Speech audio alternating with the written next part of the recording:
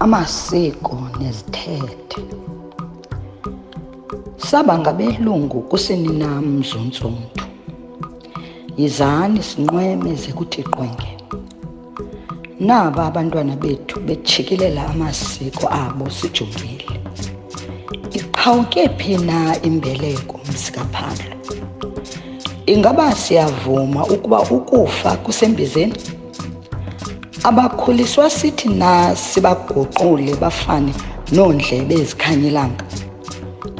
Ayisithi na abathi kubo inkcubeko nempucuko kukusikhupha ngeempumlo, ucondobe, uxelomedem? Singabanyola na sibakhombe ngomnwe sithi ngabo abazenze unompucuko?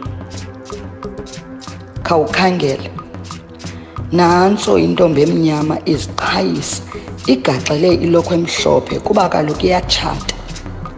Wakhe amaxhaka umyeni ecaleni uzingca ngeblack tie. Wayedibana nayo phi?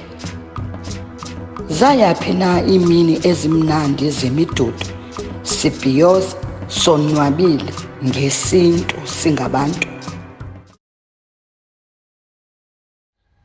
Ihafu safike lapha ithethwa ngamaqhakanqa. Sigqwegcwele isixa. Yonke into ene-click sasingenayo usuka kwethu ngapha kothukela.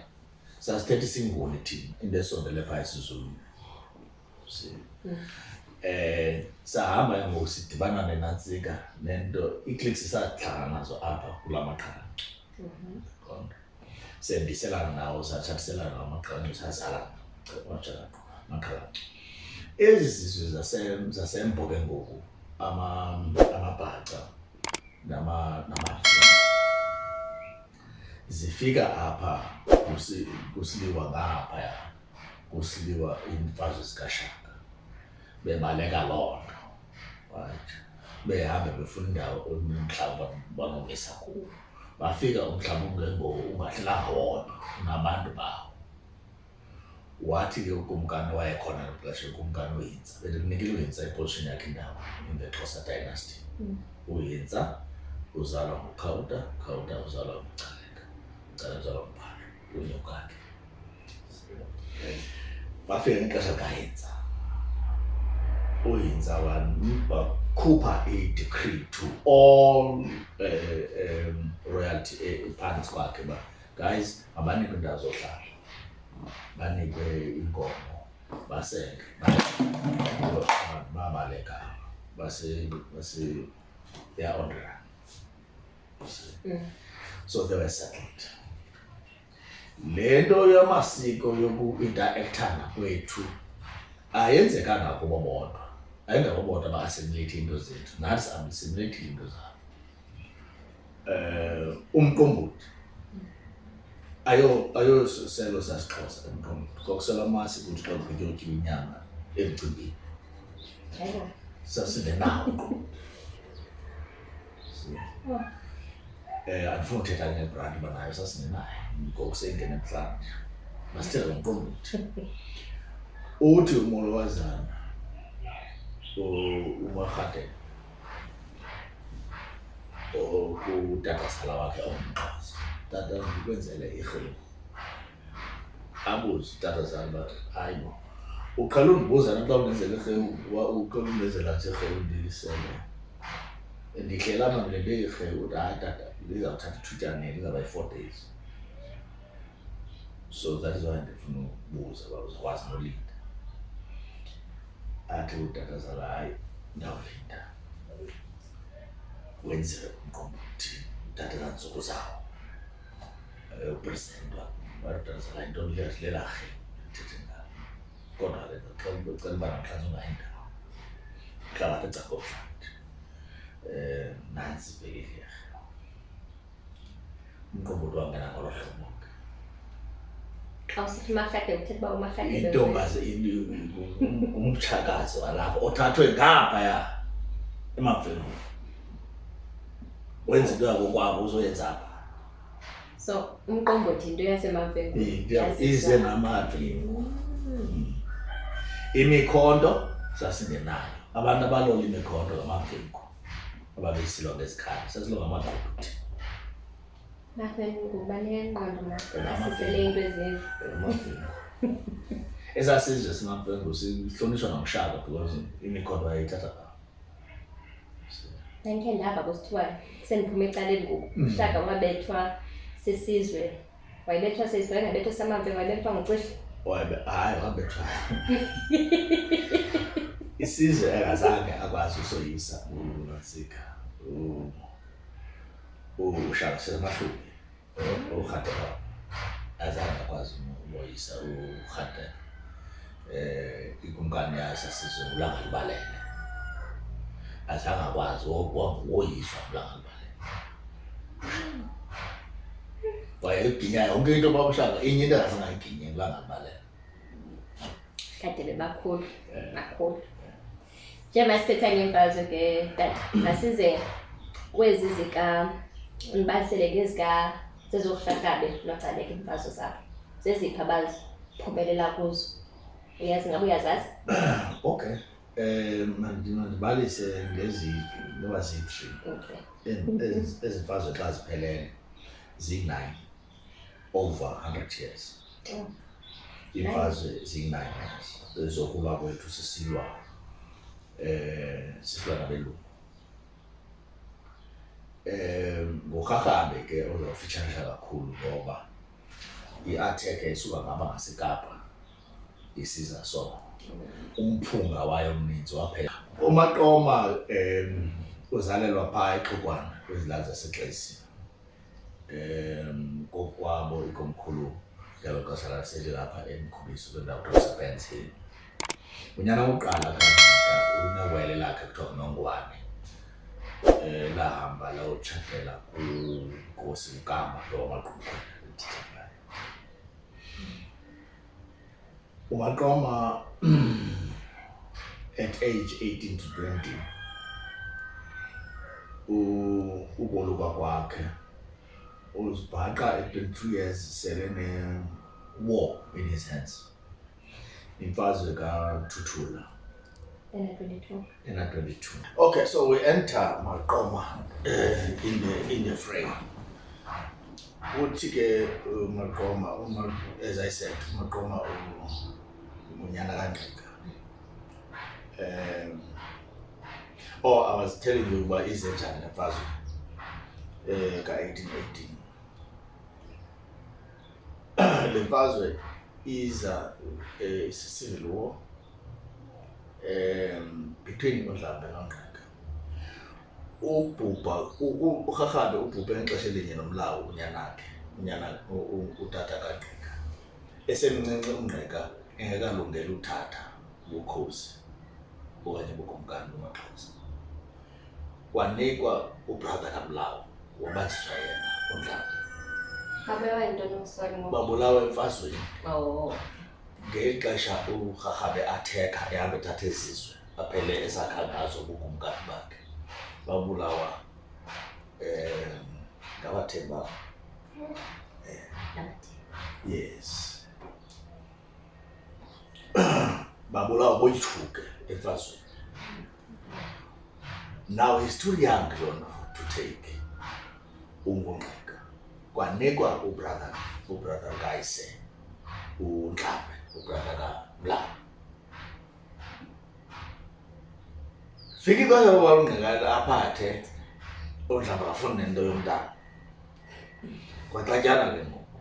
Now what made it worse into yobana uNdlambe took a young wife, a beautiful one ekuthiwa nguThuthula. Number 14 in his crew of wives. Ngqika went to take that wife and made her his wife. Ngoketshati Ubani uNgqika? unkosikazi lo. Ewe kaloku umthathe kubakazi wakhe. Umntakuyise wamthathela yena wayemsisa apha eNgcosi. Ikomkhulu lakhe lalapha eNgcosi. Unkosikazi lona wayengowosiduko. uThuthula. Abantu bazokhathazeka. Hayi ngeke uThuthula. She was beautiful. Now xa ichazwa zonke historians xa zimchaza akakabikho umuntu ofana noThuthula. Wathathwa nguNgqika uThuthula. There was a war. uNgqika wathunywa waqoma as a commander of the Xhosa Armed Forces. First time esiyokuba. Imboni yakomkhulu uNtsikana waya kuNgqika wathi kumkani sukuyenza into kulwa namantabeni. Lento izaba nemvuka ombi kwisizwe samaXhosa kude kube ungaphakade. Ayisuka waphinda wabuya uNtsikana ethethe ingqayi. Waya phaa komkhulu. Wayeka ingqayi yawa apharala lamanzi ephakula ngqayi. Wathi nansi into ezakwenzeka ngale mfazwe uzimisele ngayo. Wala uNgqika. Okwesithathu yabuya imboni yathi ndibe nombono phezolo. Amajoni akho inhloko zawo zithe geqe phaya zisityiwa zimbovane. Waqina uNgqika. Now uMaqoma was beaten to a pulp kula mfazwe. He was rescued by uMaqoma because bafike belindelwe imikhosi kaMdushana. uMdushana unyaka kaXaba. Kunyanzela uba makuyiwe ngoba ebonisiwe. Imboni went to him 3 times. Now, that civil war had devastating effects to the politics of Xhosa to this day, as Ntsikana had said. Because Ntsikana, uNgqika xa wonke uyabethwa, wahamba wocela uncedo kuSomasipho. Somasipho was the governor of the Cape. I-headquarters zakhe ziseBofor. Wafaka impumlo yomlungu kwimicimbi yamaXhosa.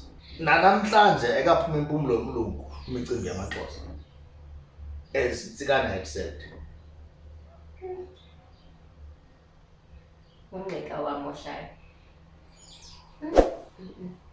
Ngoku ke tata kutheni uNgqika ebalwa njengomuntu omkhulu kuba kwisikolo apha ezwelitshe siyingqika ndithatha ngoba sibizwe phambi ngenxa yakhe. Akayekanga uba ikumkani amaXhosa. Ikumkani amaXhosa. uNgqika. Nangoku uba sithi uNgqika semfuni nangoku siphethe nguNgqika, siphethe ngunyana kaNgqika uSandile. Bendize ukubuza uba uSandile yena ngubani, uvelaphi? Kuba nango siza apha ku ibhodi bebhalile Sandile Road. So uNgqika uzele uMaqoma noNongwane ngoNothonto, intombi yaseXesi enguMaMnqosini.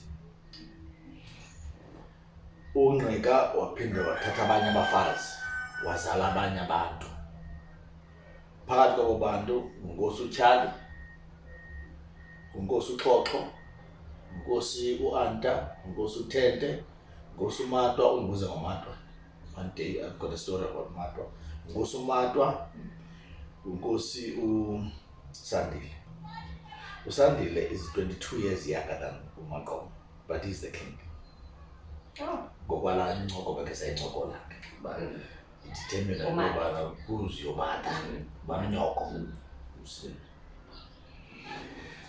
So uSandile ke indlalifa kaNgqika.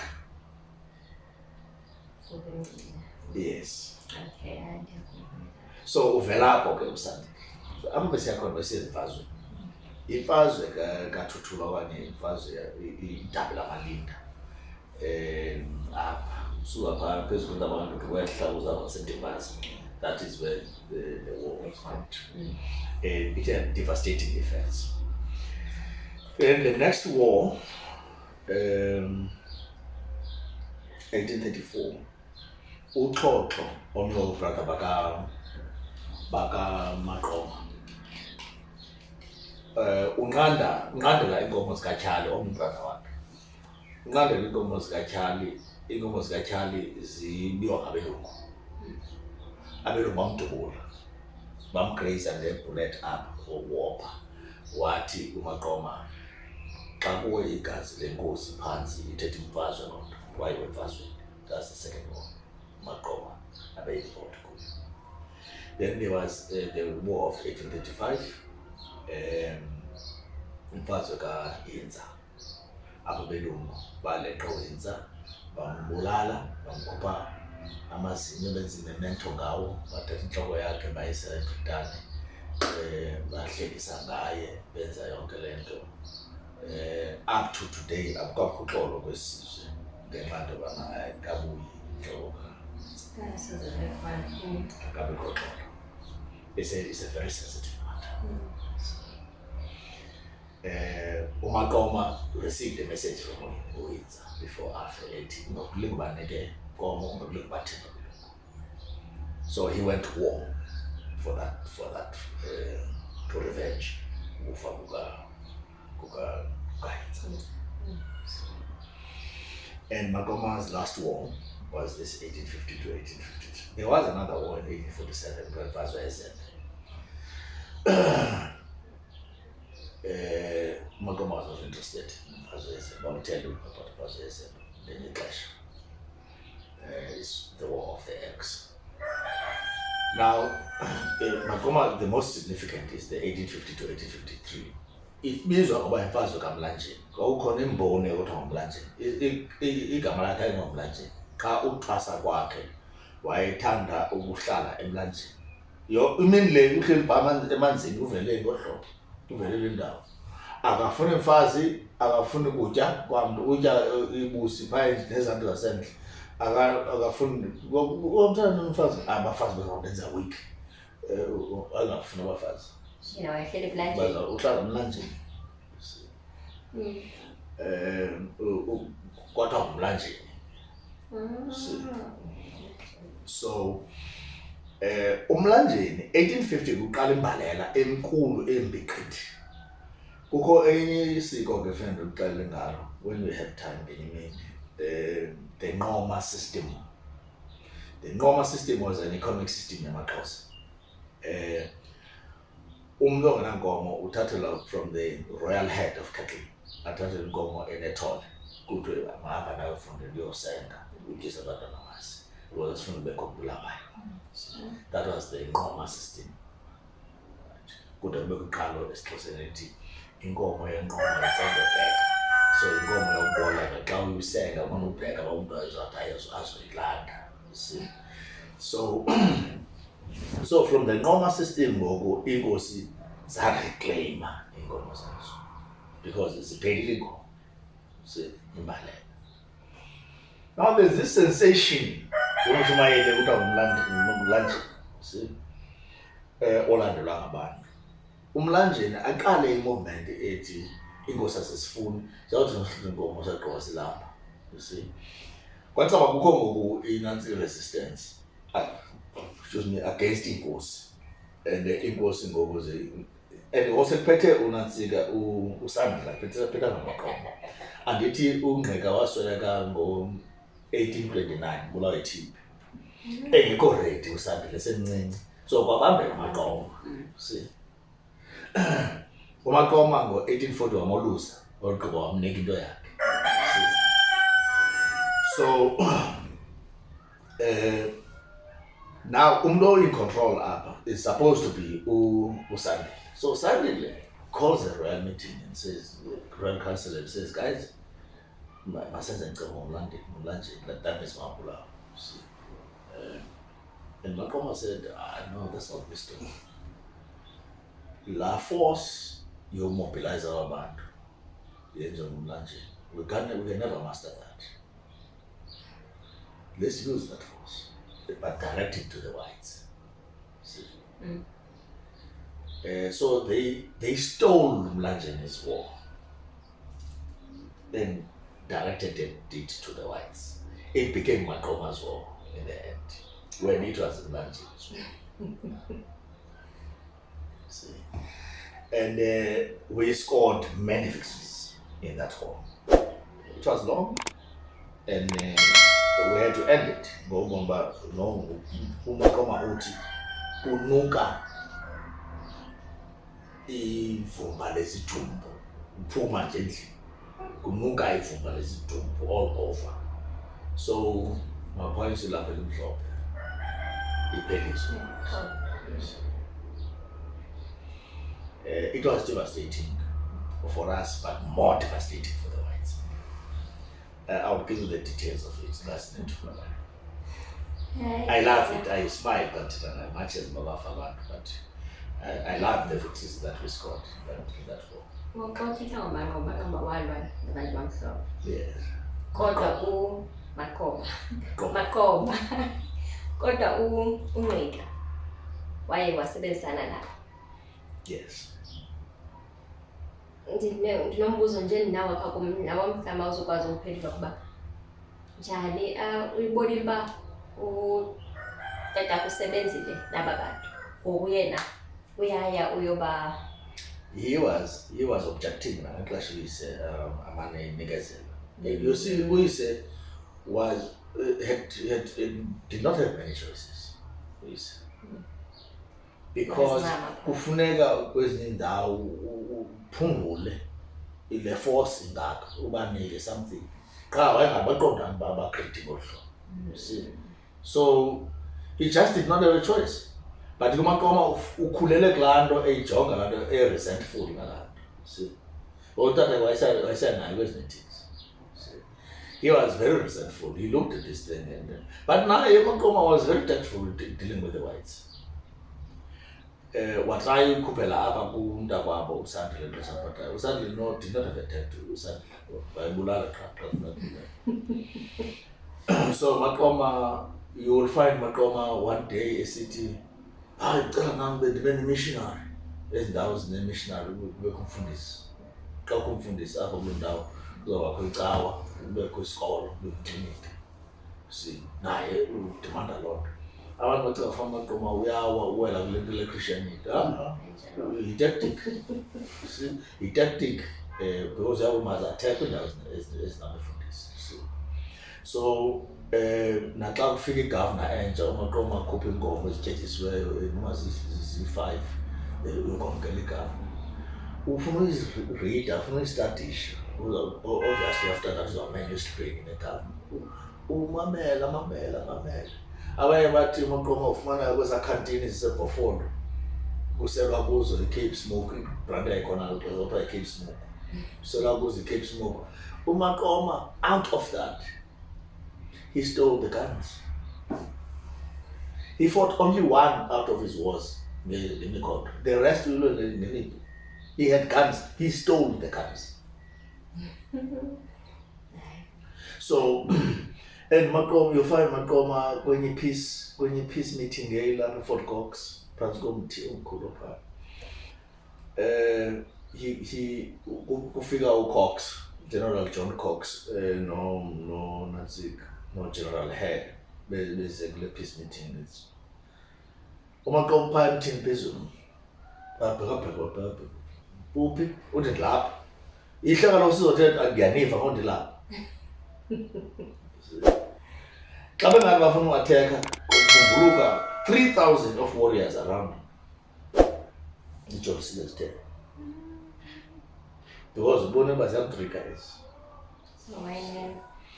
Then ke ngoku kuthiwa no, this is peace talk lena masiphelise le mfazwe. Wathi ke no, that's fine, no problem. Kodwa kaloku besicela imipho nizizwe njani kaloku. Nithi peace time akho mntu watheka omnye nezayenzani. Okwesibini siyavuma uba sibethi singabantwana bakho umkanikazi nathi sinqula ukumkanikazi wenu, siyadinga izibhamu sokukhusela kumkanikazi wenu. So he refused. Why are you disarming me? Usithi peace time akho mntu watheka omnye uzazithini? That's Maqoma for you. Okay, hayi ngiyakubona kahle. Ngamanye amazwi icala elilwe kakhulu leli loRhahlanzi kuneliya. Don't make that comparison because usixabanisa. ithi wena umfutho we-fight uze Awusabe ngapha uqala. uba beatheka bevela ngaseDurban Kwakuzona. umfutho wawuzoba ngapha babe-atheka bevela ngapha ngaseCape Town so umfutho ke ngoku ube lapha kuthi ethuleleni sabe thina sinesifungo lento bendithetha sithi uMaqoma must be worshipped by all nations. uMaqoma was saying ndifuna uba betha abelungu bagqibe apha bangaboni uba kukho yinza ngapha koyinza kukho umshweshwe eLesotho andifuni babone umshweshwe uba ukhona umshweshwe ngapha umshweshwe kushaka ngapha ushaka kusikhukhuni ngapha usikhukhuni kuTshwane njalo njalo andifuni babona into ngapha ndifuna babetha bagqibe apha lesi isifungo sikaMaqoma eso. Yaphakama. Kuba sesithetha ngeenkosi ke ngoku. Umbuzo endifuna ngenye kudala ndifuna uyazi uba kwenze kanjani ukuze uCirha ohlukane nobukhosi. Ngabe uyayazi le? Bendibalisele kaloku uCirha usekhohlo kuMalangana not kuMalangana kunkosi yakhe right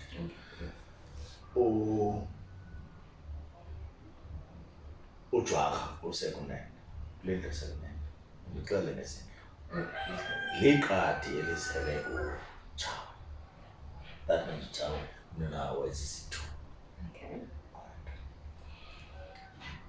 uChawe xa kubuyise wayofuna uncedo kuRhudulu Oscom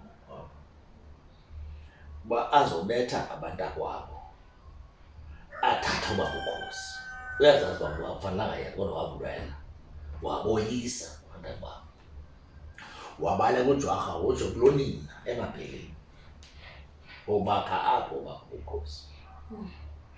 So uCirha lo wanamhlanje akana space kuba bukhosi akana claim kuba bukhosi ubukhosi bobukaThabo uChawe ufumana ngohlobo inkosi zangela xesha lokufumana ngalo ubukhosi zazisilwa izimfumana ubukhosi so many kingdoms izakhiwe ngolahlo. So i-advice yami kuCirha wangoku lobana yehla mfowethu wena umuntu allow you uba uqubula izikhali uyowathi uChawe. Ngamanye amazwi sendifuna nje ubeka nje isiduko esikhulu kwaXhosa uChawe. Hayi zinkulu zonke iziduko Kuba khona eso siphezulu nje kodwa hayi zinkulu zonke yabona. Let me show you something you don't know and this is a gripe of mine kodwa kandikhona ndayenza ngayo. Yabona phaya komkhulu akulawula uMatshawe alawula uMatshawe kodwa akulawula uMatshawe kulawula amaphakathi. Amaphakathi ke ayazana amaphakathi futhi ayashiyana kukho amaphakathi ogaga kubekho amaphakathi angamanye amaphakathi awogaga ngalasondele kakhulu uGana. Ugaga yintoni? Sisasitulo sikakumkani xa siyenkundleni abantu baphathisa situlo by-4 basibeke phaa ahlale kuso kuthiwa lugaga because sisifuba senkomo esingahlinzwanga esinofele kwenziwe ngaso sasitulo kuthiwa lugaga. So abantu abaphethe abaphaya abangabaphakathi banee-portfolio zabo. I-portfolio kaMbamba umzekelo amatyala kutoba nguMbamba. I-portfolio kaMzotho ligazi inkosi ayiphathi igazi.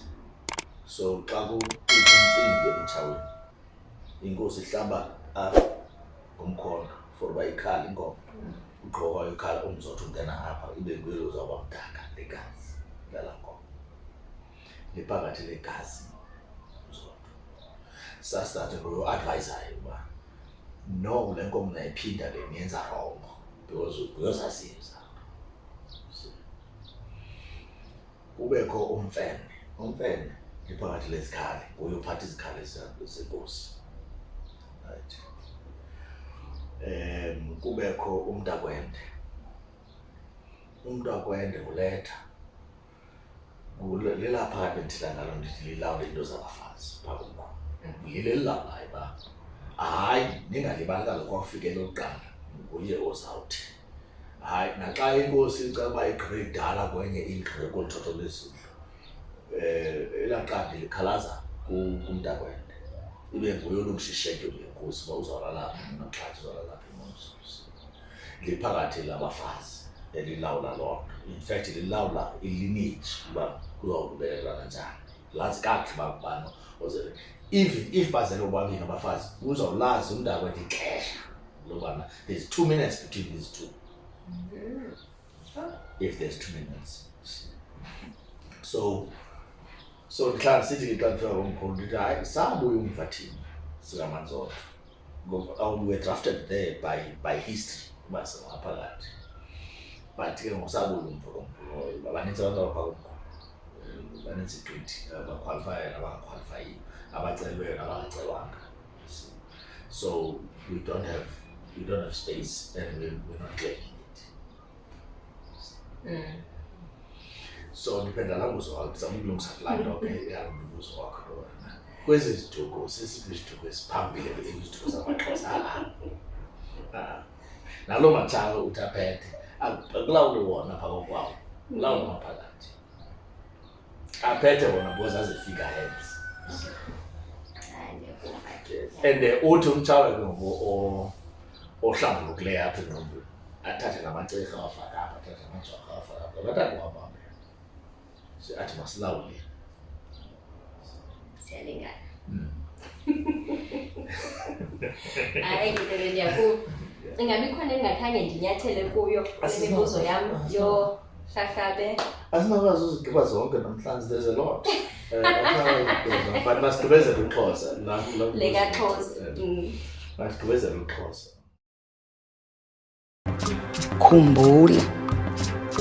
Khumbula Mzontsundu, eli ixesha lelethu.